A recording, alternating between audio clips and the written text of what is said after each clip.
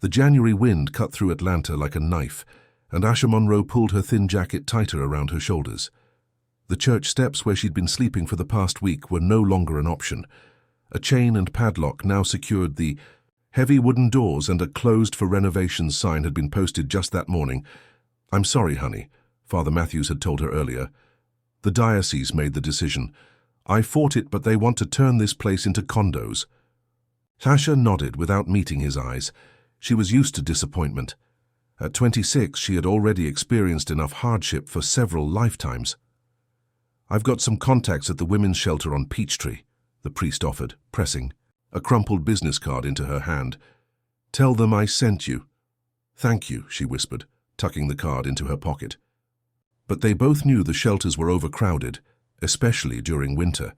Now, as darkness fell and the temperature dropped, Asha walked aimlessly through streets that grew increasingly unfamiliar. She'd never ventured into this wealthy neighborhood before, the hills that overlooked the city, where massive homes sat behind iron gates. Her old Honda Civic, which had served as both transportation and shelter for nearly a year, had finally died 2 weeks ago. She'd been forced to sell it for parts, and that money was long gone now. A harsh gust of wind sent her stumbling. Her worn-out boots slipped on a patch of ice, and Asha found herself on her hands and knees on the sidewalk, her small backpack containing everything she owned, spilling open. Tears stung her eyes as she gathered her few possessions: a toothbrush, a frayed sketchbook, a small framed photo of her mother and sister, a change of clothes. Once, she'd been a college student with dreams of becoming an art therapist. That was before her mother's sudden death from an aneurysm, and before the state had taken her 14-year-old sister, Zora, into foster care. One tragedy had led to another. She'd dropped out of college to try to gain custody of Zora, but without a stable income or housing, her case had been denied. Then came the eviction, the job losses, and finally the streets. The cold was becoming unbearable.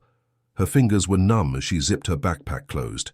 She needed to find shelter before hypothermia set in. Asha squinted through the darkness at a large iron gate ahead.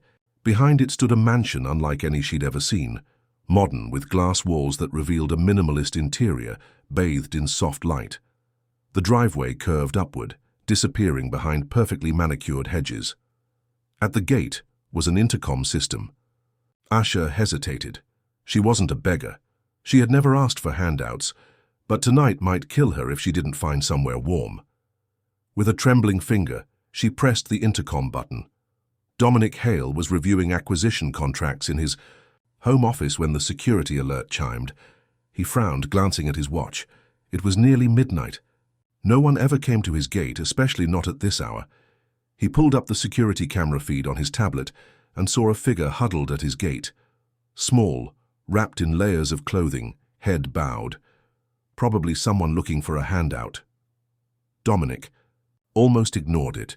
He had built his real estate empire by being ruthlessly focused and avoiding distractions. At 32, he was one of Atlanta's wealthiest bachelors, though he shunned the spotlight and rarely appeared at social functions. His employees knew him as cold, demanding, and brilliant. Few people knew anything about his past or personal life, which was exactly how he preferred it. The figure at the gate pressed the intercom again, and something made Dominic hit the answer button. "This is private property," he said sharply. There was a pause, then a soft female voice. "I'm sorry to disturb you. I just need—" The voice broke, then steadied.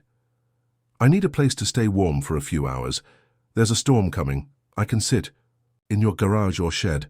I won't touch anything. I'll be gone by morning." Dominic's jaw tightened. He was about to refuse when a particularly strong gust of wind hit the house, rattling the windows. The weather alert on his phone had warned of record-low temperatures tonight. "Wait there," he said abruptly, then cut the connection. He shouldn't do this. Every instinct told him to call security or the police, but something in that voice, the quiet dignity in it, had caught him off guard. Dominic grabbed his coat and made his way down to the gate. As he approached, he saw the figure more clearly. It was a young woman, her face mostly hidden by a scarf. She was shivering violently. He hesitated only briefly before pressing the code to open the gate. "Come in," he said, maintaining his distance. "You can warm up in the kitchen." She looked up, and for the first time he saw her eyes, large, dark, and filled with a mixture of wariness and desperate hope. She didn't move immediately. "I'm not going to hurt you," Dominic said, his voice softer than he intended. "But you might freeze to death out here." She nodded almost imperceptibly and stepped through the gate, keeping a careful distance from him as they walked up the long driveway to the house. Inside, the contrast between the bitter cold and the warmth of the mansion seemed to overwhelm her. She swayed slightly in the entryway, her eyes widening as she took in the soaring ceilings and minimalist decor. "The kitchen is this way," Dominic said, leading her through the house. He noticed she was careful not to touch anything, keeping her arms wrapped tightly around herself. The kitchen, like the rest of the house, was sleek and modern, all stainless steel and white marble. Dominic gestured to one of the stools at the island. "Sit," he said, then turned to the refrigerator. "When did you last eat?" She hesitated before answering. "Yesterday morning." Dominic felt an unexpected surge of something. Anger? Concern? He wasn't sure. He began pulling ingredients from the refrigerator. "I'm making soup," he announced, setting a pot on the stove. "It'll warm you up." "You don't have to." "I know I don't have to," he interrupted, his back to her as he worked. "I want to." A silence fell between them as he chopped vegetables and set the soup to simmer. Finally, he turned to face her. "What's your name?" She had lowered her scarf, revealing more of her face, though she kept her coat on. Despite the dirt and exhaustion, he could see she was beautiful, with high cheekbones and full lips. "Asha," she said softly. "Asha Monroe." Dominic Hale. Her eyes flicked up to his face briefly. "Thank you for letting me in, Mr. Hale." "Dominic," he corrected automatically. Asha nodded but didn't repeat his name. Her hands, now exposed, were red and chapped from the cold. She noticed him looking and quickly tucked them into her sleeves. The soup finished cooking, and Dominic placed a steaming bowl in front of her, along with a piece of crusty bread. He poured himself a glass of water and leaned against the counter, giving her space. Asha ate slowly, carefully, as if savoring every spoonful. Dominic found himself watching the way her shoulders gradually relaxed as the warmth of the food spread through her. "There's a guest room upstairs," he said suddenly, surprising himself. "You can stay tonight. Leave in the morning." Asha's spoon paused halfway to her mouth. "I don't need charity." "It's not charity," Dominic replied, his voice firm. "It's 15 degrees outside with a wind chill making it feel like 0. No one should be out in that."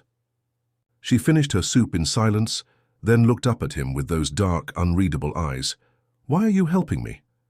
It was a fair question, one Dominic wasn't sure he could answer. He had spent years building walls around himself, focusing solely on growing his business empire. He didn't let people in, he didn't get involved. "Does it matter?"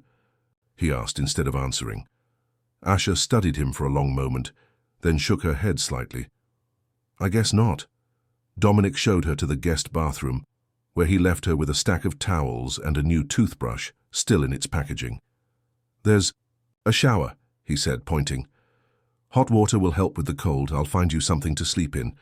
He left before she could respond, closing the door behind him. In his bedroom, he rummaged through his drawers until he found a t-shirt and sweatpants that might fit her small frame. He left them outside the bathroom door with a soft knock to let her know they were there. Back in the kitchen, Dominic poured himself a glass of whiskey and tried to make sense of his actions. He didn't know this woman. She could be anyone. A drug addict, a criminal, mentally unstable. Yet something in her eyes had reached past his defenses, stirring memories he'd worked hard to bury. The sound of the shower running echoed faintly through the house. Dominic closed his eyes, remembering another time, another place.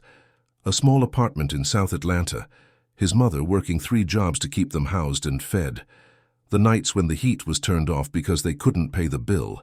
He had clawed his way out of poverty through sheer determination and a ruthless focus on success. Along the way, he'd learned to shut down his emotions, to see people as either assets or liabilities. It had served him well in business. So why had he let this stranger into his home? The shower stopped. Dominic opened his eyes and drained his glass.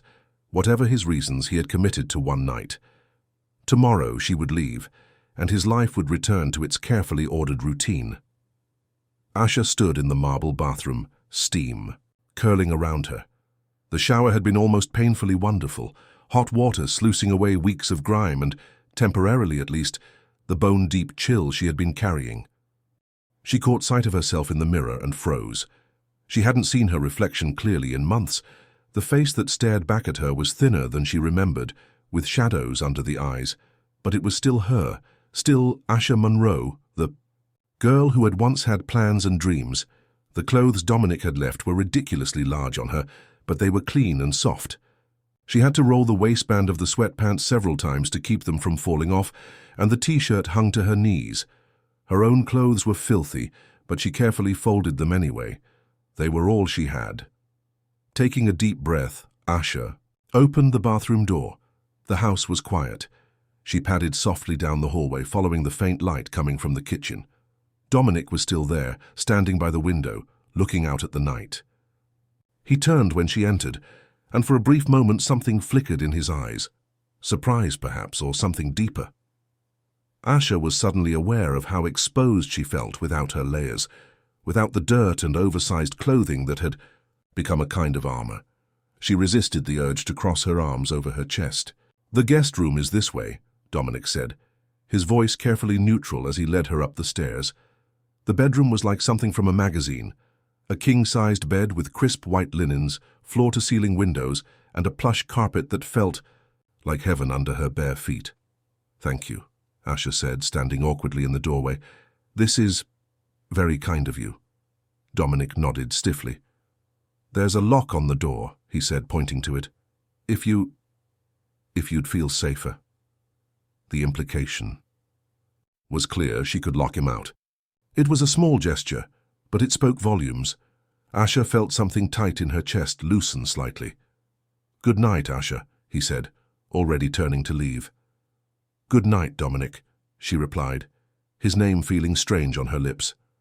After he left, Asha did lock the door, not because she feared him exactly, but because old habits died hard. Then she approached the bed cautiously, as if it might disappear.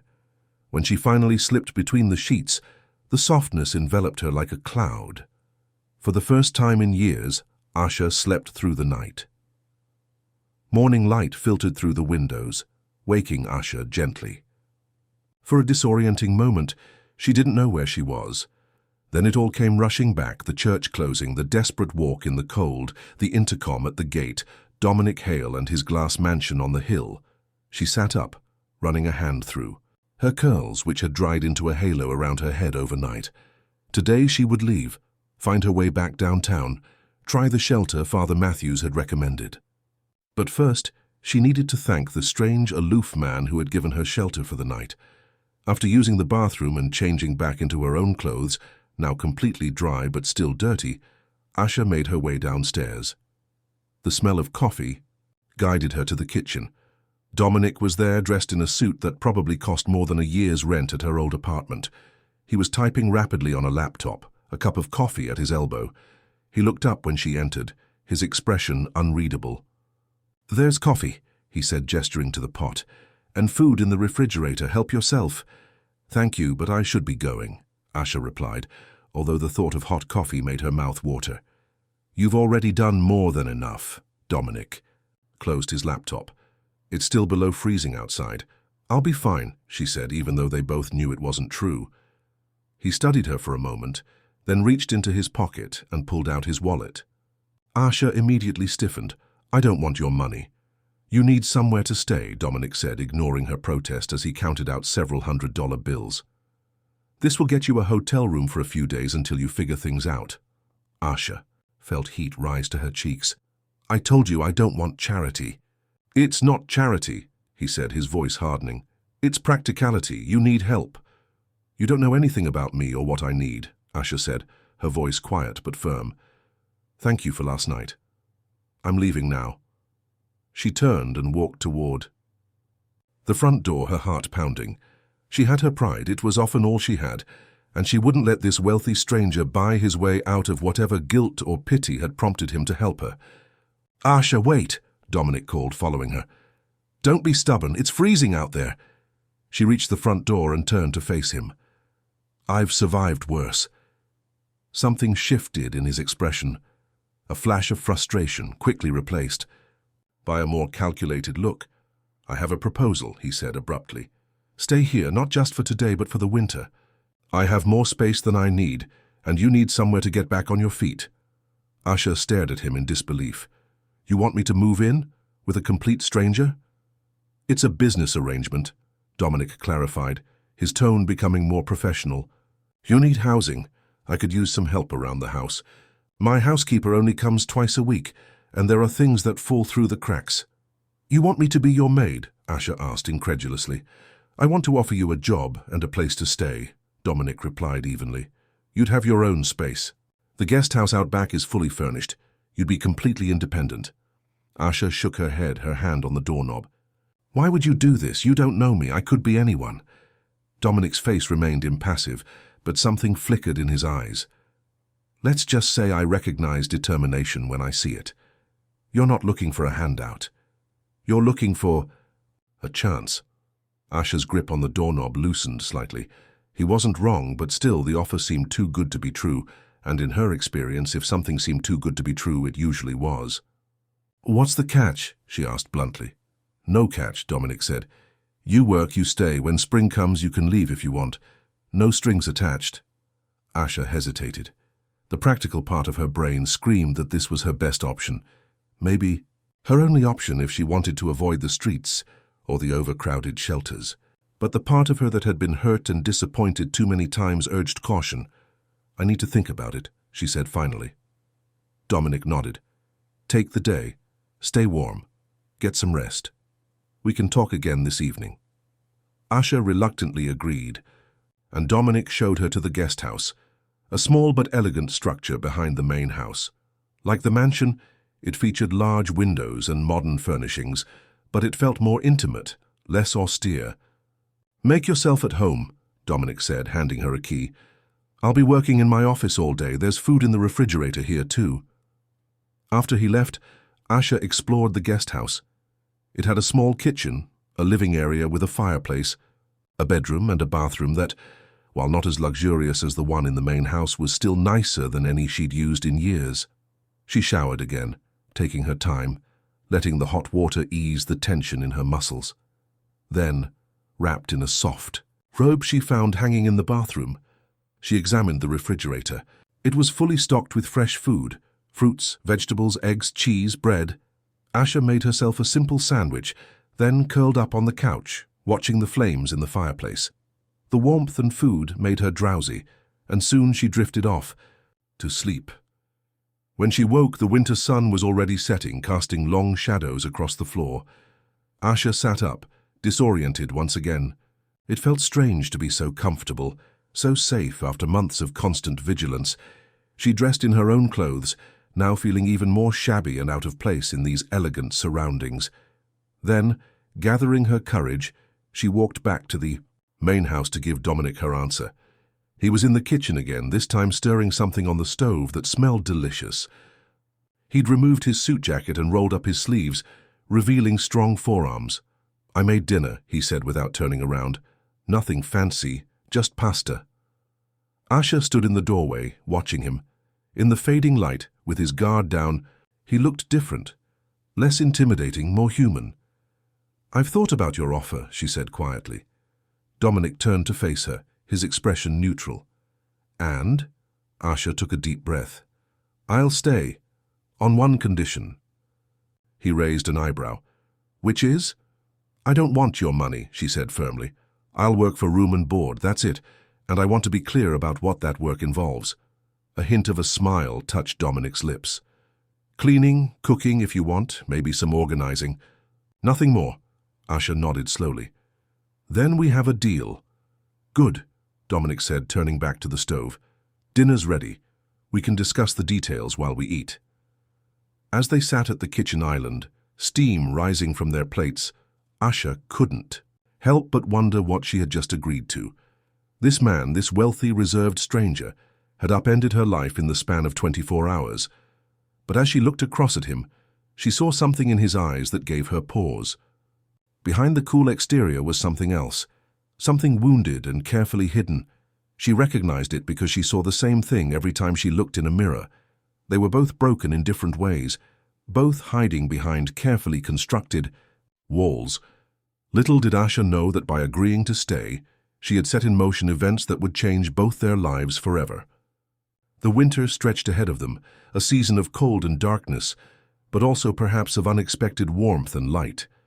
As they ate in comfortable silence, the first snow of the season began to fall outside, covering Atlanta in a blanket of white, wiping away footprints and making everything look new again.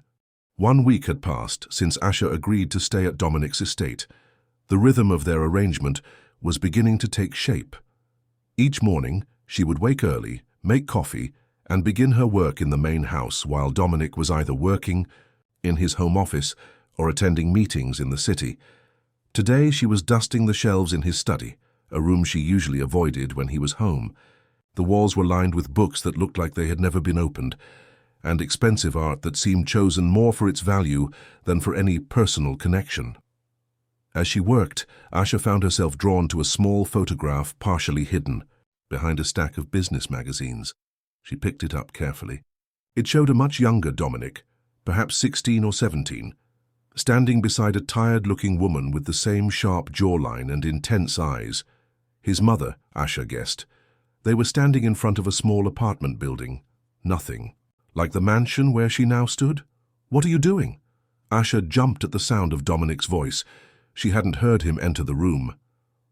"I'm sorry," she said quickly, setting the photograph back in its place. "I was just dusting." Dominic's expression was tight as he crossed the room and took the photograph, placing it face down in a drawer. "I prefer that my personal items not be touched," he said coldly. Asha felt her cheeks warm with embarrassment. "It won't happen again." An uncomfortable silence stretched between them. Finally, Dominic sighed and ran a hand through his dark hair. "I have a dinner meeting tonight," he said, changing the subject. "I won't be home until late." Asha nodded, relieved that he wasn't going to fire her on the spot. "I'll finish the downstairs. Today." Dominic watched her for a moment longer, his expression unreadable. Then he turned and left the room without another word. Alone again, Asha released the breath she'd been holding.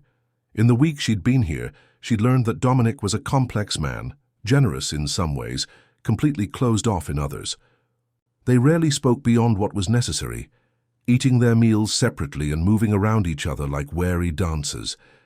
Yet there were moments, brief, unexpected flashes, when she caught glimpses of something else beneath his cool exterior. Like yesterday, when she'd been struggling to reach a high shelf and he'd suddenly appeared behind her, his tall frame easily extending to grab what she needed.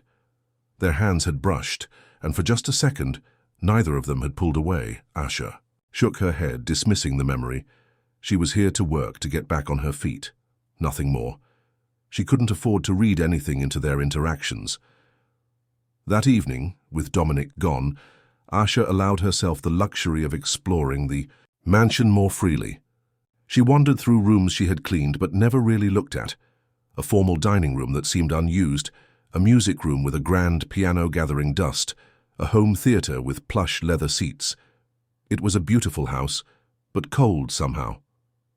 Impersonal. Like a museum rather than a home. In the kitchen, she found herself opening the refrigerator, taking stock of what was available. Before she quite realized what she was doing, she was chopping vegetables, measuring rice, preparing a stew that her mother had taught her to make, comfort food from her childhood. The familiar actions soothed her, bringing back memories of happier times, of her mother singing as she cooked, of Zora setting the table, of laughter around their small kitchen table. The thought of Zora sent a pang through her heart. Her little sister would be 16 now. 2 years had passed since the state had taken her away. 2 years of Asha fighting and failing to get her back, of watching her own life crumble until she could barely take care of herself, let alone prove she could care for a teenager. She was so lost in thought that she didn't hear the front door open. She only realized Dominic had returned when he appeared in the kitchen doorway, loosening his tie. "You're cooking," he said, sounding surprised. Asha glanced up, equally startled. I thought you had a dinner meeting. It ended early. His eyes moved from her face to the pot simmering on the stove. That smells good. It's my mother's recipe, Asha said without thinking. Chicken and vegetable stew with rice. There's plenty if you haven't eaten. Dominic hesitated, then nodded. I'd like that. They ate at the kitchen island. The silence between them different than usual, less tense, almost comfortable. Dominic took a second helping without comment, and Asha felt an unexpected surge of pleasure at his obvious enjoyment of her cooking. Where did you learn to cook like this? He asked after a while. The question surprised her. It was the most personal thing he'd asked since she arrived. My mother taught me, she answered, pushing a piece of chicken around her plate. She worked long hours as a nurse, so I started helping with meals when I was pretty young. Dominic nodded, his eyes on his plate. My mother worked 3 jobs. We ate a lot of fast food. The casual revelation of this small piece of his past caught Asha off guard. She looked up at him, but his expression gave nothing away. Is she still alive? Your mother? She asked cautiously. Dominic shook his head. She died when I was 20. Cancer. I'm sorry, Asha said softly. Mine died 2 years ago. Brain aneurysm. It was sudden. Their eyes met briefly, a silent recognition passing between them. The understanding that they shared this specific kind of loss. You had a sister, Dominic said. It wasn't a question. Asha tensed. How did you know that? The photograph in your backpack, the night you arrived. I saw it when you dropped your things. She had almost forgotten that moment. Kneeling on the icy sidewalk, gathering her scattered belongings. Of course he would have seen the photo of her mother and Zora that she kept carefully wrapped in a soft cloth. Her name is Zora, Asha said, quietly. She's 16 now. After our mother died, I tried to get custody, but she trailed off, the familiar sense of failure washing over her. The system isn't designed to make things easy, Dominic finished for her. Asha looked at him curiously. You sound like you know something about it. A shadow crossed his face. More than I'd like to. He didn't elaborate and Asha didn't push. Instead, they finished their meal in silence, but it was a different kind of silence than before, one filled with unspoken understanding rather than awkward tension. After dinner, Dominic insisted on helping with the dishes, despite Asha's protests that it was her job. They worked side by side at the sink, their arms occasionally brushing, each contact sending a small jolt through Asha that she tried to ignore. Thank you for dinner, Dominic said as they finished. It's been a long time since I had a home-cooked meal. You're welcome, Asha replied, avoiding his eyes. Good night, Dominic. She turned to leave, but his voice stopped her. Asha. He paused, as if considering his words carefully. I'm sorry about this morning, about the photograph. She looked back at him, surprised by the apology. It's okay, I shouldn't have been looking at your personal things. No, it's... He ran a hand through his hair, a gesture she was beginning to recognize as a sign of discomfort. The woman in that photo is my mother. It was taken right before I left for college. She was so proud. He trailed off, his jaw tightening. She should have been, Asha said softly. You've obviously done well for yourself. Dominic's laugh was without humor. I suppose I have, for all the good it did her. Before Asha could respond, he turned away. Good night, Asha. She watched him go, feeling that she had just glimpsed another crack in the careful facade he maintained. A brief look at the man behind the walls.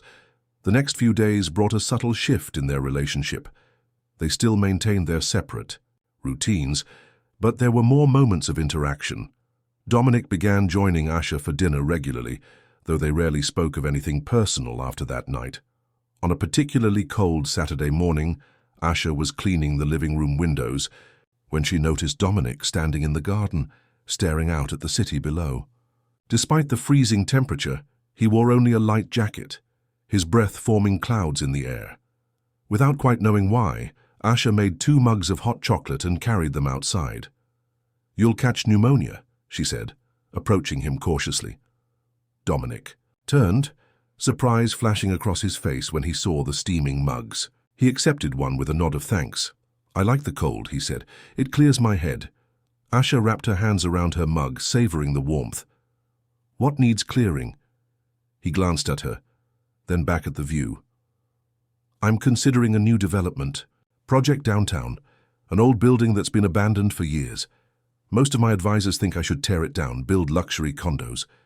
But you don't want to, Asha guessed. Dominic's mouth quirked, in what might have been the beginning of a smile. How can you tell? You wouldn't be out here freezing if you were excited about it. He took a sip of his hot chocolate, considering her words. The building used to be a community center. Art classes, after-school programs, that sort of thing. It meant a lot to the neighborhood before it fell into disrepair. Asha felt a flicker of interest. What neighborhood? Summerhill, South Atlanta. I grew up near there, Asha said, surprised. The Rainbow Center. Dominic turned to her, his eyebrows raised. You know it. I took art classes there when I was a kid, Asha said, memories flooding back. Every Saturday morning. It was the highlight of my week. Something shifted in Dominic's expression. What would you do with it if it were up to you? The question caught her off guard. Me? I'm hardly a real estate developer. Humor me, he said, his dark eyes intent on her face. Asha looked out at the city, thinking, I'd restore it, make it a community center again. Art programs, job training, maybe even temporary housing for people getting back on their feet. She shook her head, embarrassed by her own enthusiasm. It's probably not very profitable, though. No, Dominic agreed. It's not. They stood in silence for a moment, both looking out at the city spread below them. You were studying to be an art therapist, Dominic said suddenly. Asha stared at him. How did you know that? For a moment he looked almost embarrassed. I may have done some research after you arrived. You ran a background check on me? Asha wasn't sure whether to be offended or impressed. I let a stranger into my home, Dominic said defensively. It seemed prudent. Asha couldn't argue with that logic, though it made her uncomfortable to think of him digging into her past. Well, yes, I was studying art therapy before everything fell apart, Dominic nodded thoughtfully. There's a studio on the 3rd floor. Art supplies, easels, that sort of thing. My interior designer thought it would make the house more interesting. I've never used it. Asha blinked, trying to process this unexpected information. You have an art studio in your house? You're welcome to use it, Dominic said, his tone casual though his eyes were watching her carefully. If you want. The offer took her breath away. It had been so long since she'd held a paintbrush, since she'd allowed herself the luxury of creating something. Thank you, she managed to say. I'd like that. Dominic nodded, finishing his hot chocolate. I have a meeting in the city. I'll be back for dinner. He walked past her toward the house, then paused. Asha, she turned to look at him. Yes? I'll show you the studio when I get back. True to his word, Dominic led Asha to the 3rd floor that evening. The studio was at the end of a hallway she had never explored. Behind a door she had assumed was another guest room. When he opened it, Asha couldn't suppress a gasp. The room was breathtaking. Large windows offering a panoramic view of the city, now twinkling with lights as darkness fell. Easels stood ready, shelves lined with every art supply imaginable, from expensive paints to charcoals to pastels. Large work table dominated the center of the room, its surface pristine. This is incredible, she breathed, moving into the space as if in a dream. Her fingers trailed over brushes, canvases, sketchbooks, all untouched, waiting. Dominic watched. Her from the doorway, his expression softening at her obvious delight. Consider it part of our arrangement. You can use it whenever you're not working. Asha turned to face him, overwhelmed by the gesture. I don't know what to say. You don't have to say anything, Dominic replied, his voice gentler than she had ever heard it. Just use it. Their eyes met, and something passed between them, a connection that made Asha's heart beat faster. For a moment, she thought he might say something more, but instead, he simply nodded and left her alone with the art supplies and the beautiful view. Asha spent hours in the studio that night, losing herself in the simple joy of creating again. She started with charcoal sketches, Nothing ambitious, just exercises to reacquaint her hands with the feel of drawing. But soon she found herself reaching for paints, colors flowing onto canvas, in a way that felt like coming home. She didn't realize how late it had gotten until she heard a soft knock at the door. Dominic stood there, 2 mugs in his hands. "I thought you might want some tea," he said, offering her one of the mugs. "It's after midnight." Asha accepted the tea gratefully, suddenly aware of how tired her body was, though her mind still buzzed with creative energy. "I lost track of time," she admitted. "Thank you for this, Dominic, for all of it." He glanced at her canvas, a cityscape at night, lights glowing like stars against the darkness. "You're talented." The simple compliment warmed her more than the tea. "It's been so long since I painted. I'd almost forgotten how it feels." Dominic moved closer to examine the painting. "How does it feel?" "Like breathing," Asha said softly. "Like remembering who I am." He looked at her then, really looked at her, and Asha felt seen in a way she hadn't in years. Not as a homeless woman, not as a charity case, but as a person with value and gifts. "You should keep painting," Dominic said. "Every day if you want to." Asha nodded, unable to find words to express what his encouragement meant to her. "Good night, Asha," he said, turning to leave. "Good night, Dominic." After he left, Asha stayed a while longer, sipping her tea and looking out at the city. Somewhere out there was Zora, living with strangers. Somewhere out there was the life Asha had lost and was trying to rebuild. For the first time in a long time, it didn't seem impossible. As January gave way to February, a new pattern emerged in the big house on the hill. Asha continued her work, cleaning and occasionally cooking, but now she spent every free moment in the studio. Dominic seemed to find more reasons to work from home, often appearing in the doorway of the studio with coffee or questions about her latest project. They began to share more meals, their conversations gradually becoming less guarded. Asha learned that Dominic had put himself through college on scholarships and part-time jobs, that he had built his real estate empire from nothing, beginning with a single run-down apartment building he had renovated himself.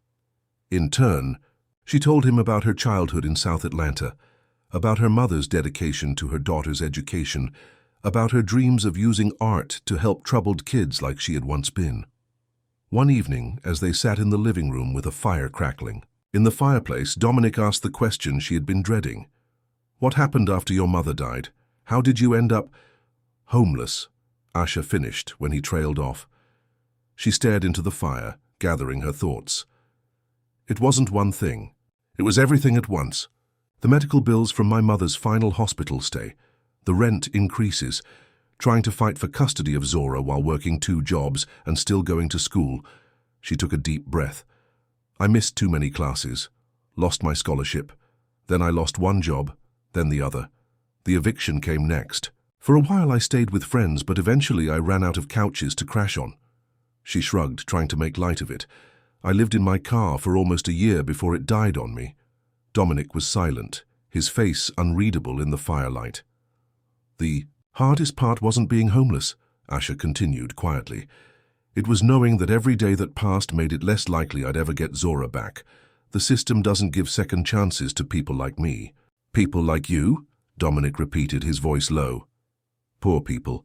Black women without resources or connections." Asha's voice was matter-of-fact, without self-pity. Dominic leaned forward, his eyes intense. "You're wrong about second chances."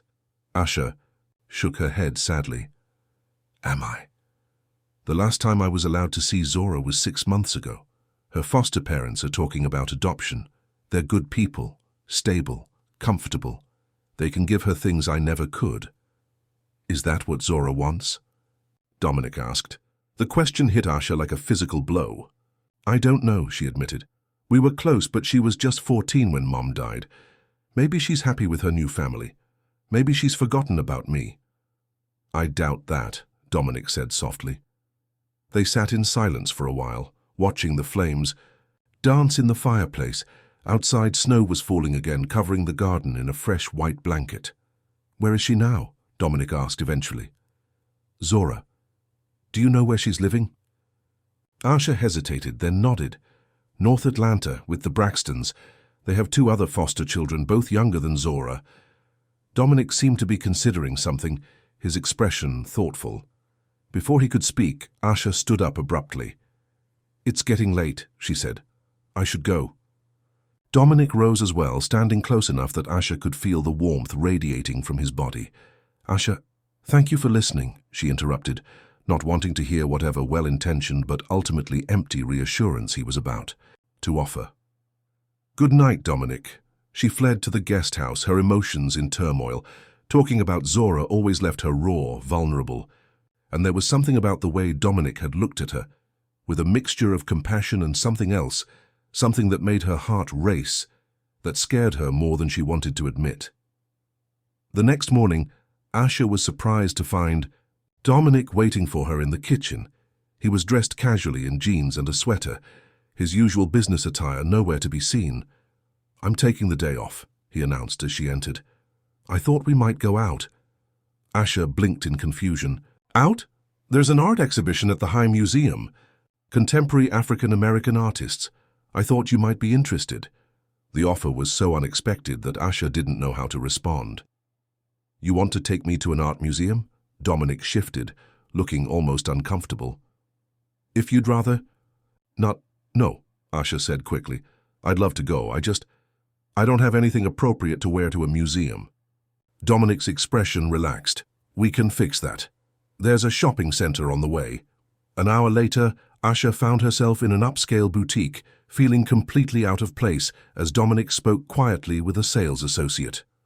The woman approached, Asha with a warm smile and a selection of clothes in her size, simple but elegant pieces that Asha would never have been able to afford. "I can't let you buy these for me," she protested when Dominic pulled out his credit card. "Consider it a work expense," he replied calmly, "part of our arrangement." Before Asha could argue further, the sales associate was guiding her to a fitting room. The clothes fit perfectly. A pair of dark jeans, a soft cashmere sweater in a deep burgundy, and a black wool coat that felt like being wrapped in a cloud. When she emerged, Dominic's eyes widened slightly. "You look beautiful," he said, the words seeming to escape before he could stop them. Asha felt her cheeks warm.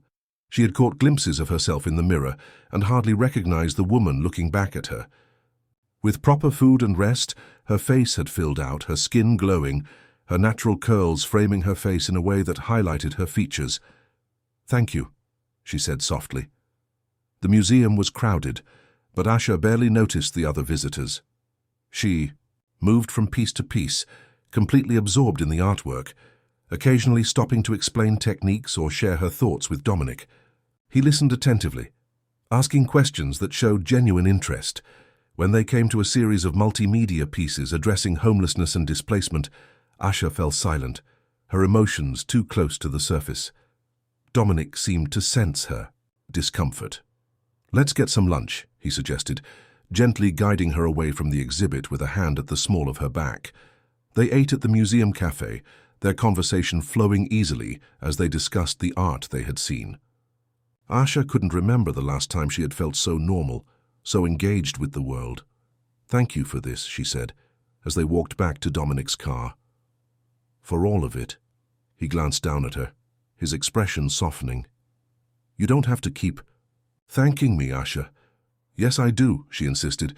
"You've been so kind to me, and I—" "It's not kindness," Dominic interrupted, stopping to face her. "At first maybe it was, but now—" He trailed off, his eyes searching hers. Asha felt her heart begin to race. "Now what?" she asked, barely above a whisper. Dominic's gaze dropped to her lips, then back to her eyes. For a moment, Asha thought he might kiss her. Instead, he took a small step back. "Now I enjoy your company," he said simply. "You make my house feel less empty." The admission, so plainly stated, touched Asha deeply. "I enjoy your company too," she said softly. They drove home in comfortable silence, both aware that something had shifted between them. A boundary crossed, a wall lowered. As they pulled into the driveway, Dominic's phone rang. He answered it with a frown, his expression darkening as he listened to the caller. "I understand," he said finally. "I'll be there in an hour." He ended the call and turned to Asha. "I'm sorry. There's an emergency with one of my properties downtown." A pipe burst, flooding several units. "Of course," Asha said, trying to hide her disappointment. "You should go." Dominic hesitated, then reached across the console to take her hand. His touch was warm, his fingers curling around hers with gentle pressure. "Thank you for today," he said, his eyes holding hers. "We'll do it again soon." Asha nodded, her voice failing her as emotions swirled through her chest. As she watched him drive away a few minutes later, after changing into his business clothes, she tried to make sense of what was happening between them. She had come to his gate, desperate and freezing, looking only for shelter from the cold. Somehow in the week since they had given each other so much more than that. Companionship, understanding, a safe place to lower their guards. But as Asha walked to the guest house, she couldn't help but wonder if she was making a terrible mistake. Dominic Hale lived in a different world. Eventually spring would come and their arrangement would end. She would leave, and he would continue his life as if she had never been there. Falling for him would be the most foolish thing she could do. Yet as she looked back at the mansion gleaming in the winter sunlight, Asha feared it might already be too late to protect her heart. February slipped into March, bringing slightly warmer days but still freezing nights. The snow that had blanketed Atlanta for weeks began to melt, revealing patches of green beneath. Signs of spring were appearing, subtle but unmistakable. Inside Dominic's mansion, another kind of thawing was taking place. The day at the museum had marked a turning point in his relationship with Asha.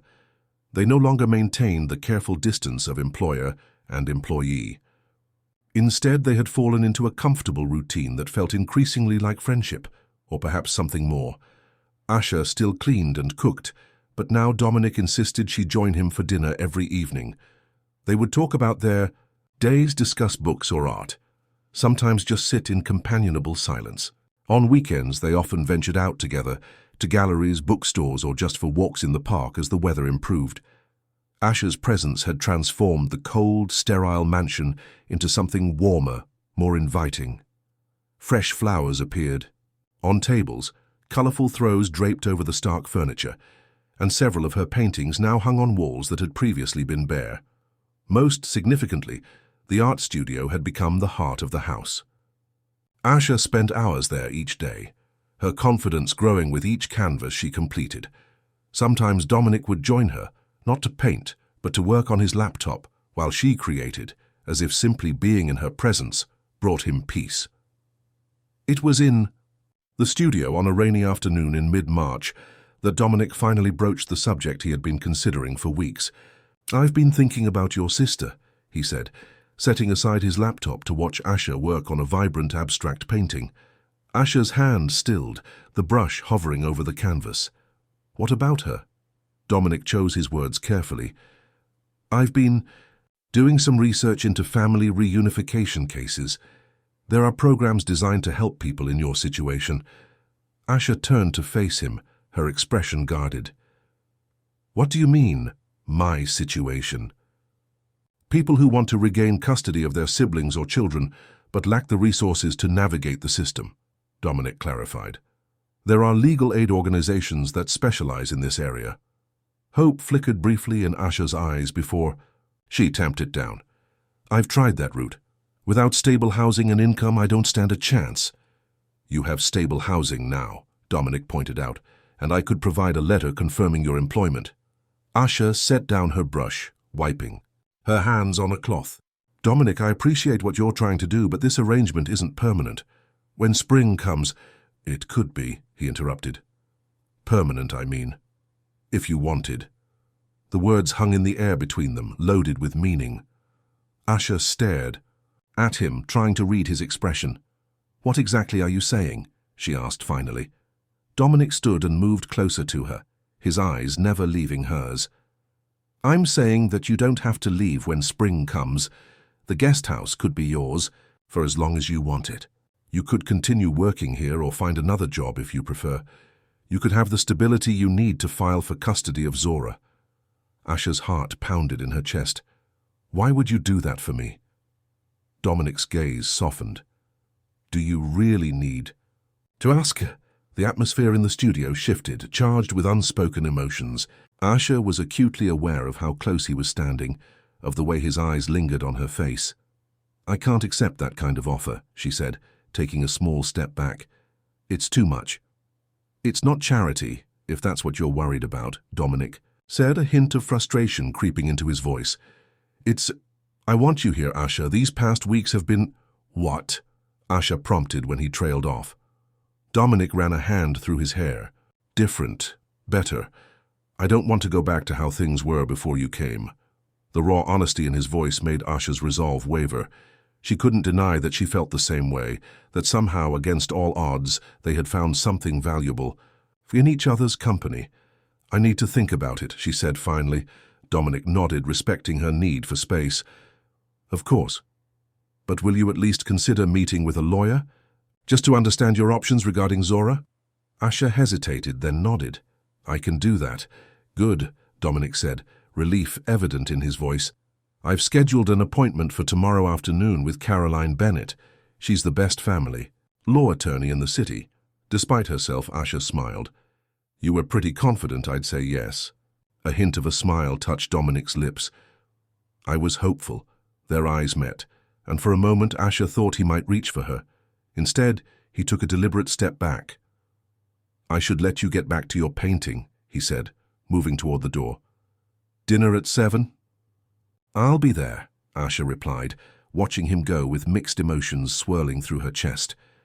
When he was gone, she turned back to her canvas, but her concentration was broken. Dominic's offer played through her mind on repeat. Stay permanently. Have a real home again. Maybe even get Zora back. It was everything she had dreamed of for the past 2 years. So why did it frighten her so much? Because accepting would mean admitting how much she had come to depend on Dominic. Not just for shelter and security, but for the way he made her feel. Seen, valued, whole. And that was terrifying. The law office of Caroline Bennett was located in a sleek downtown building with views of the city skyline. Asha felt out of place, despite the new clothes Dominic had insisted on buying her for the occasion. A simple but elegant navy blue dress and matching blazer. Dominic had offered to accompany her to the appointment, but Asha had declined. This was something she needed to do on her own. Still, his support was evident in the way he had arranged everything, ensuring she would be taken seriously. Caroline Bennett was a slim woman in her 50s, with silver-streaked hair and sharp, intelligent eyes. She greeted Asha warmly, ushering her into a comfortable office.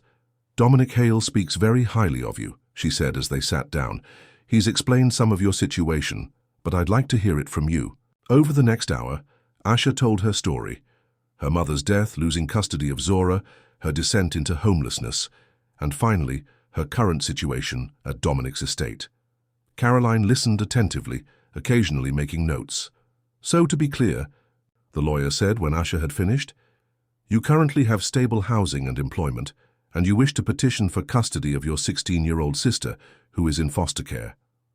"Yes," Asha confirmed, her hands twisted together in her lap. "But I don't know if it's possible. The Braxtons, her foster family, they're good people. They can give her things I can't." Caroline's expression was thoughtful. "In my experience, courts are increasingly recognizing the importance of family connections, especially for older children. The fact that you're her sister, not a distant relative, works in your favor." Hope flickered in Asha's chest. "So you think there's a chance?" "I do," Caroline said. "It won't be easy, and it will take time. We'll need to establish that you have stable housing, income, and the ability to provide for Zora's needs, but it's certainly not impossible." "What about my history?" Asha asked. "The homelessness, the jobs I've lost." "We'll address that honestly," Caroline replied. "Many people have faced similar challenges, especially in recent years. What matters is where you are now and your plan for the future." By the end of the appointment, Asha felt a cautious optimism she hadn't allowed herself in years. Caroline had outlined a plan, a series of steps that would give Asha the best chance of regaining custody of her sister. "The first step," Caroline said as they wrapped up, "would be a supervised visit. Would you be comfortable with that?" Asha's heart leaped at the thought of seeing Zora again. "Yes, absolutely." "Good, I'll make the arrangements through the proper channels. It might take a week or two." When Asha left the office, she felt lighter somehow, as if a burden she had carried for years had begun to lift. She took a taxi back to Dominic's estate, her mind racing with possibilities that had seemed out of reach just hours before. Dominic was waiting for her on the terrace, a tense expression on his face that softened when he saw her smile. "It went well?" he asked as she approached. Asha nodded, unable to contain her excitement. "She thinks I have a real chance. We're going to start with a supervised visit." The relief in Dominic's eyes was palpable. "I'm glad." "Thank you," Asha said, impulsively reaching for his hand. "For all of this. For believing it was possible when I didn't." Dominic's fingers curled around hers, warm and solid. "You deserve this chance, Asha. Both you and Zora." They stood there on the terrace, hands linked, the city spread out below them like a promise of possibilities. For the first time since her mother's death, Asha allowed herself to hope for a future that included not just survival, but happiness.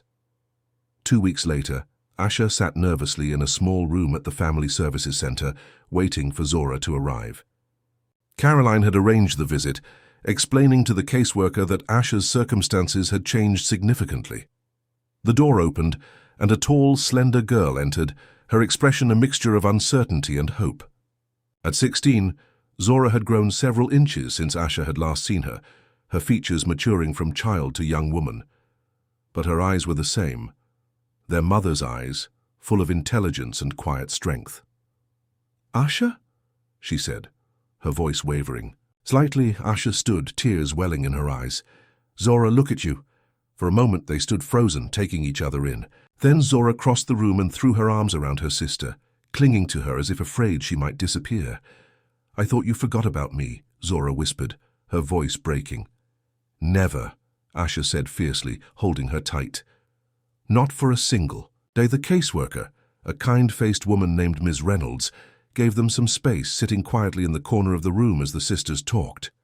Zora told Asha about her life with the Braxtons, school, friends, her interest in computer programming. Asha shared a carefully edited version of her own experiences, focusing on her current situation and her artwork. "You're living in a mansion?" Zora asked incredulously. "And you have your own art studio?" Asha nodded, smiling at her sister's wide-eyed reaction. "It's temporary," she explained. "I'm working there, helping the owner." "What's he like?" Zora asked. "Is he some creepy old rich guy?" Asha laughed, shaking her head. "No, nothing like that. She paused, searching for the right words. "He's kind, complicated. He's been through some hard times too, I think." Zora studied her sister's face. "You like him?" It wasn't a question. Asha felt her cheeks warm. "We're friends," she said carefully. Zora raised an eyebrow, looking so much like their mother that it made Asha's heart ache. "Uh-huh. Sure." The hour passed too quickly. When Ms. Reynolds gently informed them that their time was up, both sisters fought back tears. "Can I see you again?" Zora asked, clutching Asha's hands. "Yes," Asha promised. "I'm working with a lawyer now. Things are going to be different, I promise." As they hugged goodbye, Zora whispered, "I miss you. I miss us being a family." "Me too," Asha whispered back. "But we'll figure it out, somehow." Watching Zora leave was one of the hardest things Asha had ever done.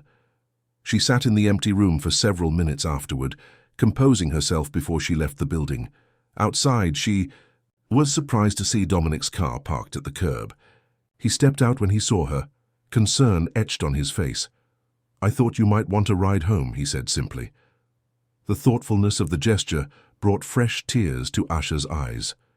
Without a word, she walked into his arms, burying her face against his chest as the emotions of the day overwhelmed her.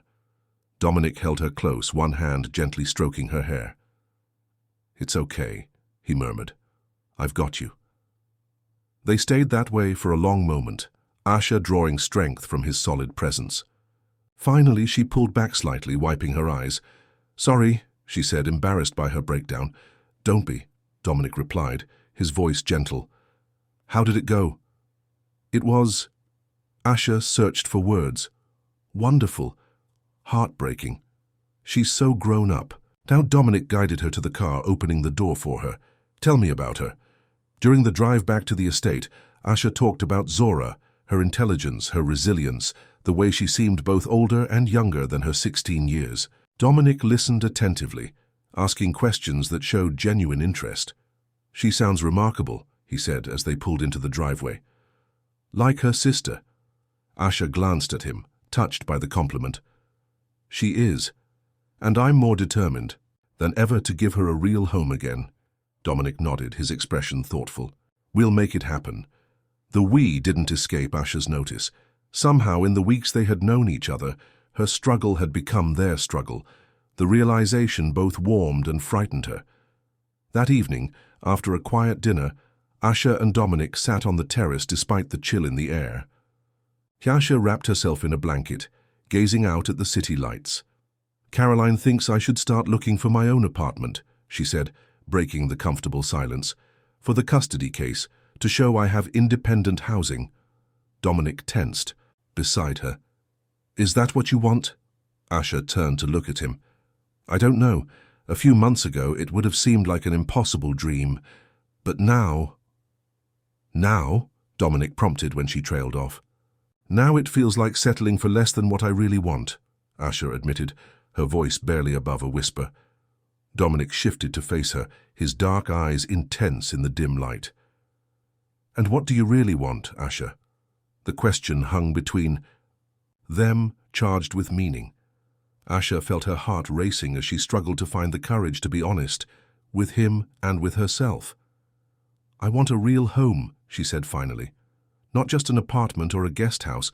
I want somewhere that feels like it's mine, where Zora and I can be a family again." Dominic nodded slowly. "What else?" Asha took a deep breath. "I want to finish my degree, to become the art therapist I always planned to be." "That's possible," Dominic said. "All of it." "There's more," Asha said, her voice growing steadier as she continued. "I want to stop being afraid of trusting people, of letting myself be happy, of—" She hesitated, then forced herself to continue. "Of feeling what I feel for you." Dominic went very still. "And what do you feel for me?" Instead of answering with words, Asha leaned forward and pressed her lips gently to his. The kiss was soft, hesitant, a question more than a statement. For a heartbeat, Dominic didn't respond, and Asha began to pull back, mortified. But then his hand came up to cradle her face, and he was kissing her back with a tenderness that made her heart ache. When they finally separated, Dominic rested his forehead against hers, his breathing uneven. "I've wanted to do that for weeks," he confessed. "Why didn't you?" Asha asked, her fingers curling into the fabric of his shirt. "I was afraid you'd think—" "I expected it. That I was helping you because I wanted this." Asha pulled back slightly to look into his eyes. "Is that why you helped me? Because you were attracted to me?" "No," Dominic said firmly. "That first night, I helped you because it was the right thing to do. Everything after that was because I saw who you really are. Strong, talented, kind, despite everything you've been through. I fell for the woman who cooks her mother's recipes when she's sad, who pours her soul onto canvas, who never gave up on her sister even when the world told her to." His words washed over Asha like a warm tide, filling spaces inside her that had been empty for so long. She kissed him again, deeper this time, letting her actions speak the feelings she wasn't quite ready to put into words. Later, as they sat, wrapped in each other's arms beneath the stars, Dominic made a suggestion that caught Asha by surprise. "Move into the main house," he said, his voice rumbling against her ear, where her head rested on his chest. "The guest house could be for Zora. When the time comes, it would give her privacy, her own space, but you'd still be close." Asha lifted her head to look at him. "You've thought about this." "I've thought about little else," Dominic admitted. "I want you here, Asha, not as my employee, as my partner." The word partner sent a thrill through Asha's body. "It's happening so fast," she said. "Is it?" Dominic asked. "Sometimes I feel like I've been waiting my whole life to find you." The simple honesty of his words moved her deeply. Still, caution made her hesitate. "What if it doesn't work out?" What if we're rushing into something because we're both lonely? Dominic considered her questions seriously. I was lonely before you came, he acknowledged. But that's not why I want you to stay. I want you to stay because when you're here, this house feels like a home. Because you challenge me to be better. Because the thought of waking up and not seeing you makes the day seem pointless. He took her hand, tracing patterns on her palm, with his thumb. We don't have to rush anything. Move into the main house. Let's see where this goes. If it doesn't work out, the guest house is still yours for as long as you need it. No strings attached. Asha weighed his words, searching his face for any sign of insincerity. She found none, only openness, vulnerability, and a hope that mirrored her own. Okay, she said finally. I'll move into the main house. Dominic's smile was like sunrise after the longest night.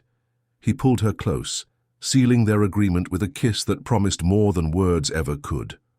The following weeks brought a flurry of changes. Asha moved her few belongings into the master suite, which she and Dominic now shared. With his encouragement, she enrolled in online courses to complete her degree in art therapy. Caroline continued to work on the custody case, reporting steady progress. Most significantly, Asha's visits with Zora became regular occurrences. Twice a week they would meet, sometimes at the Family Services Center, sometimes for supervised outings to museums or parks. Dominic kept his distance during these visits, understanding that the sisters needed time to rebuild their relationship, without outside complications, but he was always there afterward, ready to listen as Asha processed her emotions. By early April, the custody case had advanced enough that Caroline suggested a more significant step, having Zora visit the estate. It would be good for the judge to see that you have appropriate housing for a teenager, she explained, during a meeting with Asha and Dominic. And it would give Zora a chance to get comfortable with the idea of potentially living here. The day of the visit arrived with clear skies and blooming flowers throughout the garden. Asha had spent hours preparing the guest house, setting up a bedroom that she hoped would appeal to a 16-year-old. Plenty of pillows, fairy lights, a desk for schoolwork, and wall space for posters or photos. She was a bundle of nerves as she and Dominic waited for the caseworker's car to arrive. Dominic squeezed her hand reassuringly. She's going to love it, he said. How could she not? When Zora stepped out of the car, her eyes widened at the sight of the mansion. Whoa, she said, turning to Asha. You weren't kidding. Asha laughed, some of her tension easing at her sister's typical teenage response. Wait until you see inside. The tour of the estate went better than Asha could have hoped.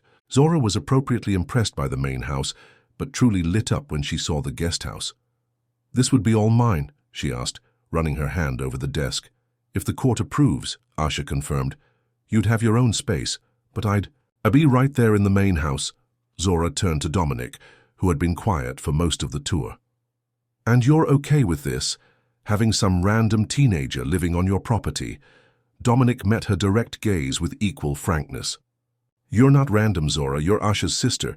That makes you important to me, too. Zora studied him for a long moment, then nodded as if she'd come to a decision. Cool. So are you guys, together now? Asha felt her cheeks warm. Yes. Zora grinned. About time you found someone decent, sis. The caseworker, who had been observing the interactions with a professional eye, seemed pleased by what she saw. As they walked through the garden after lunch, she pulled Asha aside. This is quite a change from your situation 6 months ago, she said, her tone neutral but not unkind. I know it must seem sudden, Asha acknowledged, but it's real. Dominic has given me a chance to rebuild my life, to be the sister Zora deserves. The caseworker nodded thoughtfully. Zora talks about you all the time, you know, even during the months when you were struggling. She never lost faith that you'd find your way back to her. Tears pricked at Asha's eyes. I never stopped trying. I can see that now, the caseworker said. I'll be including a positive report in your file. The judge will make the final decision, of course, but from what I've seen today, you've created a safe, stable environment for Zora. When it was time for Zora to leave, the sisters hugged tightly, both reluctant to let go. Soon, Asha promised. We'll be together soon. Watching the car drive away, Asha felt Dominic's arm slip around her waist. "She's amazing," he said. "Just like her big sister." Asha leaned into his embrace, grateful for his steady presence. "Do you think it went well?" "I think it went perfectly," Dominic assured her. The caseworker was impressed. "Caroline will make sure the report gets to the judge." "We're getting closer, Asha. We." The word still made her heart swell. Somehow, against all odds, she had found not just shelter but a partner, someone who stood beside her as she fought to rebuild her family.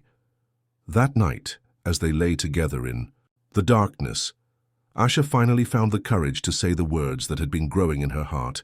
"I love you," she whispered, her head on his chest, listening to the steady beat of his heart. Dominic's arms tightened around her. "I love you too," he replied, his voice thick with emotion. "More than I knew I could love anyone." Outside, spring had fully arrived, transforming the garden from winter's barrenness to vibrant life.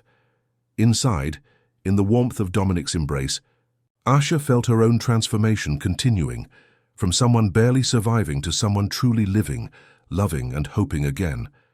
The journey wasn't over. There would be more hurdles to overcome, more paperwork to file, more court dates to attend. But for the first time in years, Asha wasn't facing these challenges alone. She had Dominic by her side, and the promise of Zora returning to her life. As she drifted towards sleep, Asha sent a silent thank you to whatever fate or chance had led her to Dominic's gate on that freezing January night. What had begun as a desperate search for shelter had become so much more. A journey toward healing, wholeness, and a love she had never expected to find. Spring had fully blossomed in Atlanta by late April, bringing with it a sense of renewal that seemed to mirror the changes in Asha's life. The once bare trees around Dominic's estate now burst with green leaves and delicate flowers, the garden alive with color and fragrance. Inside the mansion, similar transformations had taken place. Rooms that had once been cold and impersonal now felt lived in and warm. Asha's artwork hung on walls throughout the house, bringing splashes of color and emotion to spaces that had previously been stark and minimalist. But the most significant change was less visible. The shift in both Asha and Dominic, as they learned to open themselves to love and trust after years of isolation. They were having breakfast on the terrace, enjoying the morning sunshine, when Asha's phone rang. She glanced at the screen and immediately sat up straighter. "It's Caroline," she said, her voice tight with anticipation as she answered the call. Dominic watched her face carefully, trying to read her expression as she listened to the lawyer. His own heart was pounding. They had been waiting for news about the custody hearing for weeks. "Yes," Asha was saying. "I understand. Tomorrow at 10. We'll be there." She ended the call and looked up at Dominic, her eyes wide. "The judge wants to see us tomorrow. All of us, me, Zora, the Braxtons, the caseworker." "That's good, right?" Dominic asked, reaching across the table to take her hand. "It means they're taking your petition seriously." Asha nodded, though her expression remained worried. "Caroline says it's unusual for the judge to request this kind of meeting before making a decision. She's not sure what it means." Dominic squeezed her hand reassuringly. "Whatever happens, we'll face it together." Later that afternoon, as Asha was organizing her portfolio for the meeting, documentation of her stable housing, her renewed college enrollment, her work in the art studio, she found herself drawn to the window, gazing out at the guest house that she hoped would soon be Zora's home. Dominic found her there, lost in thought. "Penny for your thoughts," he said softly, coming to stand beside her. Asha leaned into him, drawing comfort from his solid presence. "I'm scared," she admitted. "What if the judge decides Zora is better off with the Braxtons? They're good people, stable. I'm just her sister who disappeared for months, who couldn't even take care of herself." "That's not who you are," Dominic said firmly. "You're the woman who never stopped fighting for her sister, even when everything was against you. The woman who slept on church steps rather than give up. The woman who is rebuilding her life piece by piece through sheer determination." He turned her gently to face him. "That's who the judge will see tomorrow, and that's who Zora already sees when she looks at you." Asha's eyes filled with tears. "How did I get so lucky, finding you that night?" Dominic brushed a tear from her cheek with his thumb. I'm the lucky one. You brought life back to this house, to me." They stood together by the window as the sun began to set, casting long shadows across the garden. Whatever tomorrow would bring, they would face it together. The family court was housed in a modern building downtown, its atmosphere more businesslike than Asha had expected. She and Dominic arrived early, meeting Caroline in the lobby. The lawyer looked confident in her tailored suit, which helped calm Asha's nerves slightly. "Remember," Caroline said as they waited, "Judge Porter is fair but direct. Answer her questions. Honestly, don't try to sugarcoat your past difficulties, but focus on the positive changes and your plans for the future." Asha nodded, smoothing down her simple navy dress for the 10th time. Dominic had offered to buy her something new for the occasion, but she had declined. This dress, the one she had worn to her first meeting with Caroline, felt like a good luck charm. The Braxtons arrived next, a kind-looking couple in their 50s who greeted Asha with genuine warmth. Mrs. Braxton pulled her aside while the others were talking. "Zora loves you very much," she said quietly. "Whatever happens today, you should know that she never stopped believing in you." Asha blinked back tears, touched by the unexpected kindness. "Thank you for taking care of her when I couldn't." Mrs. Braxton squeezed her hand. "You're her family, that matters." Before Asha could respond, the caseworker arrived with Zora. The teenager looked nervous but managed a small smile when she saw her sister. They weren't allowed to speak before the meeting, but Asha tried to convey her love and support through her eyes. At precisely 10 o'clock, they were led into a conference room rather than a courtroom. Judge Porter, a stern-looking woman with silver hair and penetrating eyes, sat at the head of a large table. She gestured for everyone to take seats around the table. "This is not a formal hearing," she explained once everyone was settled. "I've reviewed the case file thoroughly, including Ms. Bennett's petition, the home study reports, and the statements from all parties. I have some questions before making my decision." Asha felt Dominic's hand find hers under the table, offering silent support. The judge turned her attention to Asha. "Miss Monroe, your petition for custody of your sister represents quite a remarkable turnaround in circumstances. 6 months ago, you were homeless. Now you're living in a multi-million-dollar estate, returning to college, and claiming you can provide a stable home for a teenager. That's quite a change in a short time." Asha took a deep breath. "Yes, Your Honor, it is. I won't pretend that my life hasn't changed dramatically since meeting Dominic. But what hasn't changed is my love for my sister and my determination to be there for her." "Tell me about the time when you couldn't be there for her," the judge said, her expression unreadable. "After your mother died." This was the question Asha had dreaded, the acknowledgement of her failure. But Caroline had prepared her to be honest. "After our mother died, I tried to do everything at once," Asha explained, her voice steady despite her nerves. "Work multiple jobs, stay in school, fight for custody of Zora. I thought if I just worked hard enough, I could keep our family together. But I couldn't. The medical bills piled up. I lost my apartment, then my jobs. Eventually, I lost everything, including contact with your sister," Judge Porter noted. Asha nodded, pain evident in her eyes.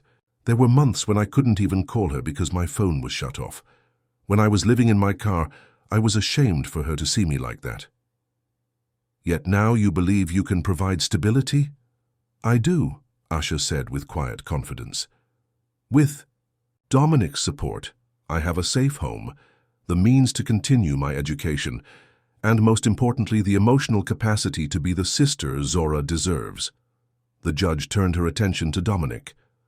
"Mr. Hale, you've provided statements supporting Ms. Monroe's petition. What is your relationship exactly?" Dominic sat up straighter. "Asha and I are partners, Your Honor. We share a home and a life." "And if that were to change," the judge asked bluntly, "if your relationship ended, what would happen to Zora's living situation?" It was a fair question, one that Asha and Dominic had discussed extensively with Caroline. Dominic answered without hesitation. "The guest house on my property would remain Asha and Zora's home, regardless of our personal relationship. I've had legal documents drawn up ensuring this, which Ms. Bennett has submitted to the court." Judge Porter nodded, making a note. She then turned to Zora, her expression softening slightly. "Zora, you're 16 now. The court gives significant weight to the preferences of older minors. The Braxtons have provided you with a stable home for 2 years. Why do you want to leave? That to live with your sister?" Zora straightened in her chair, meeting the judge's eyes directly. "The Braxtons are good people, and I'm grateful for everything they've done for me. But Asha is my family. She's all I have left of our mom." Her voice grew stronger as she continued. "Even when she was struggling, I knew she was fighting to get back to me. Now that she has a chance at a real life again, I want to be part of it. I want us to be a family again."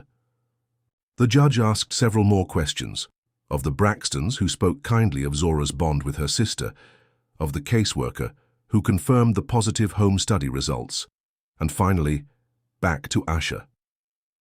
"Ms. Monroe, what do you see as the greatest challenge you'll face if custody is granted to you?" Asha considered the question carefully. "I think the greatest challenge will be patience, understanding that rebuilding our relationship will take time. Zora and I have both changed.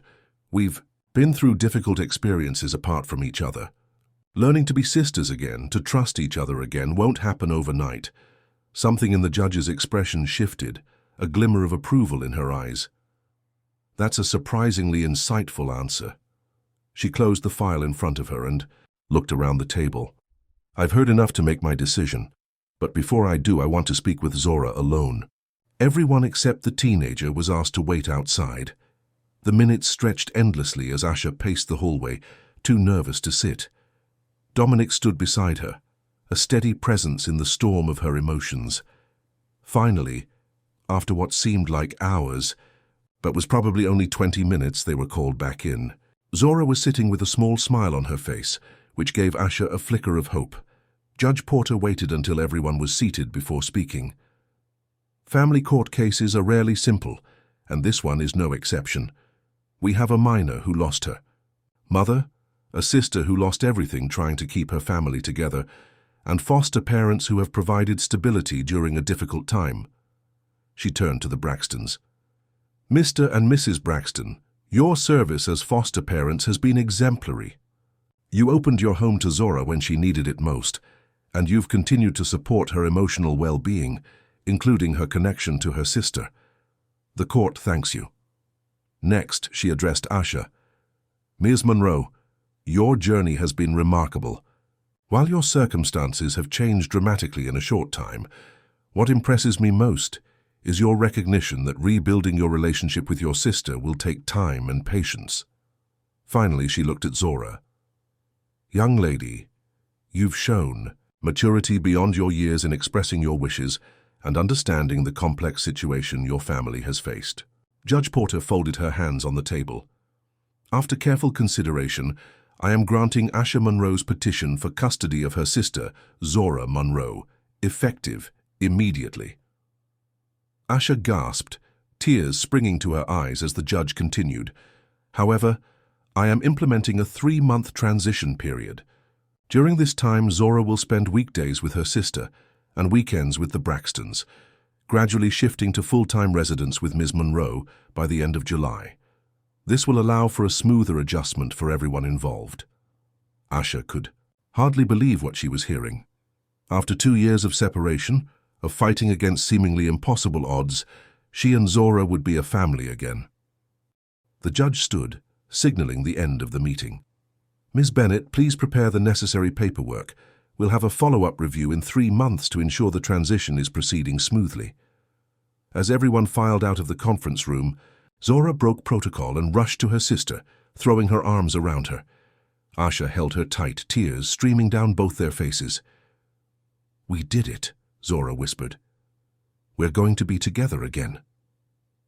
Over her sister's shoulder, Asha's eyes met Dominic's. The emotion in his face, pride, joy, love, was almost too much to bear. He had made this possible, had believed in her when she could barely believe in herself. Outside the courthouse, after goodbyes had been said to the Braxtons and the caseworker, Dominic suggested lunch to celebrate. But Asha had another idea. "There's somewhere I'd like to go first," she said. "Something I want to show both of you." The Rainbow Center stood in South Atlanta, its brick facade weathered but still solid. Construction equipment surrounded the building, and a large sign announced, "Coming soon, Rainbow Community Arts and Education Center, a Hale Properties restoration project." Zora stared at the building, then at the sign, then at Dominic. "You're fixing it up? The old art center?" Dominic nodded, his eyes on Asha. "It was important to someone I love." Asha took his hand, squeezing it tightly. She had been stunned when Dominic told her about his decision to restore the center rather than replace it with luxury condos. It was the first project in a new direction for his company, one focused on community revitalization rather than just profit. "I used to take classes here too," Zora said, excitement in her voice. "Remember, Asha, Mom would drop us both off on Saturdays." "Remember," Asha said softly. "That's why I wanted to come here today, to remind us that even when things seem lost, they can be rebuilt, made better than before." Dominic unlocked the fence surrounding the property, leading them inside. The interior of the building was still under construction, but the potential was clear. Large, light-filled spaces that would soon host art classes, job training programs, and community events. "The second floor will have temporary housing units," Dominic explained as they explored, "for people getting back on their feet, and there will be a dedicated art therapy program." He glanced at Asha. "We'll need a qualified therapist to run it once you finish your degree." Asha's heart swelled at the thought, not just rebuilding her own life and family, but helping others who were struggling as she once had. "It's perfect," she said, her voice thick with emotion. As they continued the tour, Zora peppered Dominic with questions about the renovation, her initial shyness around him fading as they discussed the project. Watching them together, Asha felt a sense of rightness, of pieces falling into place after being scattered for so long. Later, over lunch at a nearby cafe, Zora asked the question that had been on her mind. "So, when are you two getting married, Asha?" Choked on her water, while Dominic looked equally startled. "We haven't really discussed that," Asha said, feeling her cheeks warm. Zora rolled her eyes in typical teenage fashion. "Well, you should. You're obviously perfect for each other." Dominic caught Asha's eye across the table, a smile playing at the corners of his mouth. "Your sister makes a good point." "Does she now?" Asha replied, trying to sound casual despite the flutter in her chest.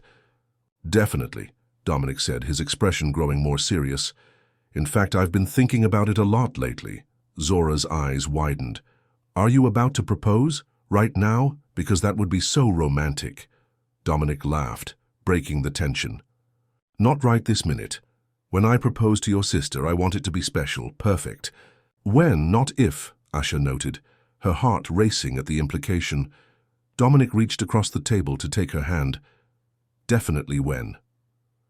The following weeks were a whirlwind of activity as Asha and Dominic prepared for Zora's arrival.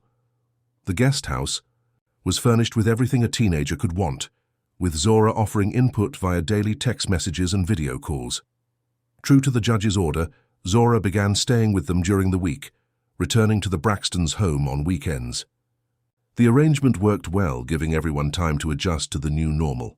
For Asha, having her sister back in her life was both wonderful and challenging. Zora was no longer the 14-year-old she remembered. She was a young woman with opinions, habits, and occasionally an attitude that left Asha scrambling to find her footing as both sister and guardian. Dominic proved to be an unexpected source of stability during this transition.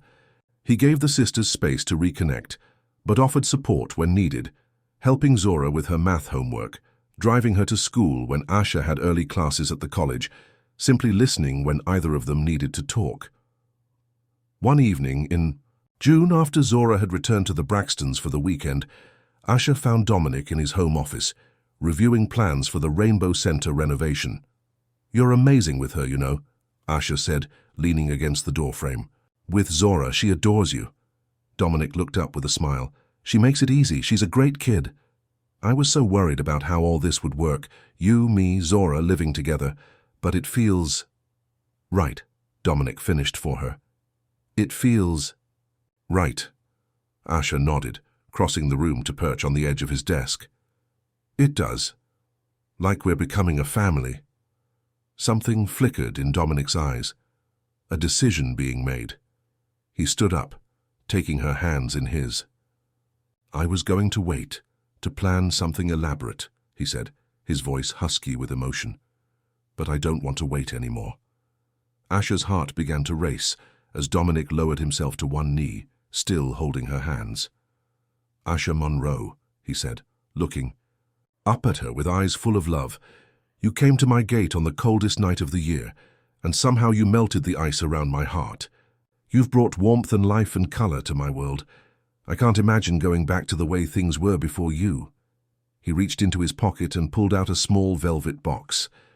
Inside was a ring, not ostentatiously large, but exquisitely designed, with a diamond surrounded by smaller sapphires that matched the blue in Asha's paintings. "Will you marry me?" Dominic asked, his voice steady despite the vulnerability in his eyes. "Will you make this house a home with me, permanently?" Tears blurred Asha's vision as she nodded. "Yes," she whispered. "Yes, I will." Dominic slipped the ring onto her finger, then stood and pulled her into his arms, kissing her with a tenderness that made her knees weak. When they finally separated, Asha laughed softly. "Zora is going to be insufferable when she finds out she was right about—" "Us?" Dominic grinned. "She's a smart kid, takes after her sister." They spent the evening planning how to tell Zora about their engagement, eventually deciding to wait until she returned on Monday, rather than calling her at the Braxtons. As they lay in bed that night, Asha held her hand up, watching how the ring caught the moonlight streaming through the windows. "If someone had told me 6 months ago that this would be my life now," she mused, "I would have said they were crazy." Dominic pulled her closer, pressing a kiss to her temple. "Sometimes, the best things in life are the ones we never see coming." By mid-July, as the transition period ordered by the judge neared its end, Zora was spending only every other weekend with the Braxtons. The three of them, Asha, Dominic and Zora, had fallen into a comfortable routine that felt increasingly like family. The Rainbow Center renovation was progressing rapidly, with a grand reopening scheduled for September. Asha had been deeply involved in planning the art therapy spaces, drawing on her renewed studies and personal experience to create environments that would welcome and heal. One warm evening, Dominic suggested a drive. "There's something I want to show both of you," he said mysteriously. He drove them to a neighborhood not far from where Asha and Zora had grown up, a quiet street lined with modest but well-maintained homes. He pulled up in front of a small blue house with a front porch and a garden full of blooming flowers. "What are we doing here?" Asha asked, confused. Dominic smiled. Getting out of the car, they followed him up the walkway. To Asha's surprise, he pulled out a key and unlocked the front door. "Dominic," she said slowly, "whose house is this? Why don't you look around and see if you recognize it?" he suggested, ushering them inside. The interior was freshly painted but otherwise empty of furniture. Asha wandered through the rooms, a strange sense of familiarity growing with each step.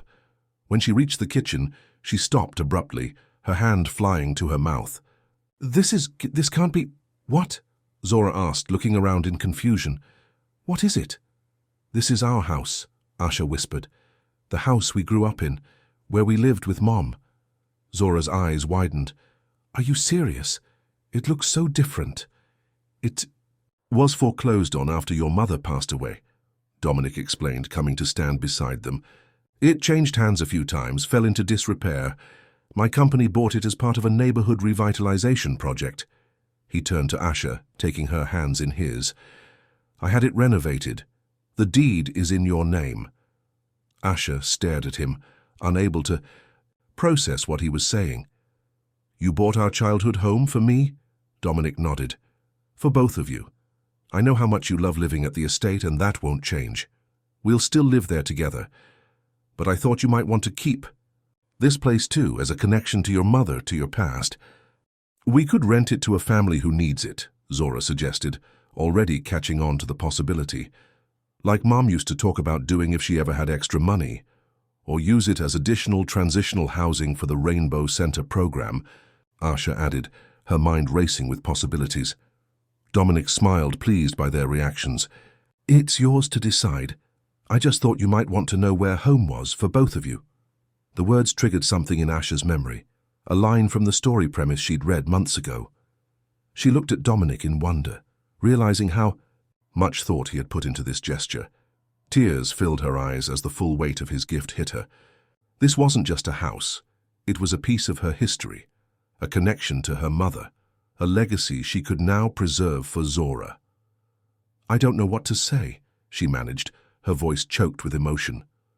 You don't have to say anything, Dominic replied, echoing words he had spoken months ago in the art studio. But Asha found she did have words, important ones that needed to be said. She moved into his arms, leaning her forehead against his chest. I was never looking for shelter, she whispered. I just didn't think anyone would see me long enough to offer it. Dominic's arms tightened around her. I didn't offer it, he replied, softly.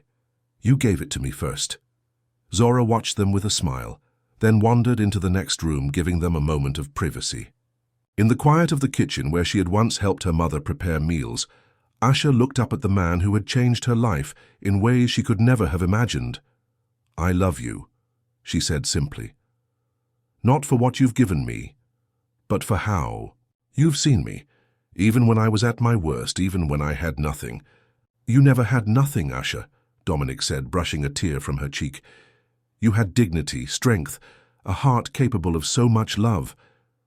Those are the things that made me fall in love with you.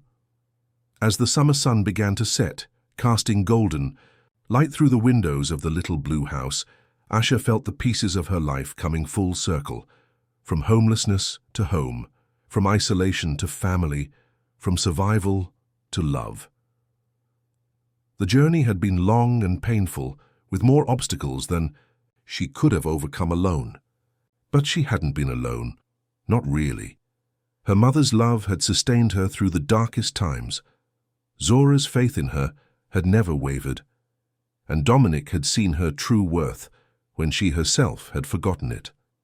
Together, they walked through the rooms of the house, Zora pointing out where things used to be, Asha sharing memories of their mother.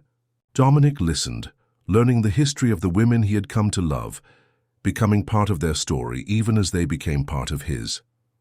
Later that night, back at the estate they now all called home, Asha stood on the terrace looking out at the city lights. Dominic joined her, wrapping his arms around her from behind. Happy? He asked, his breath warm against her ear. Asha leaned back into his embrace, feeling the solid strength of him, the security that came not from his wealth, but from his heart. More than I ever thought possible, she answered truthfully. Below them, the lights of Atlanta twinkled like stars, including those in the neighborhood where a small blue house now stood, as a testament to the past and a promise for the future. Life had taken Asha on a journey she could never have predicted, from the concrete steps of a church to the arms of a man who had seen her soul when she was at her lowest. She had found more than shelter. She had found her way home. The end.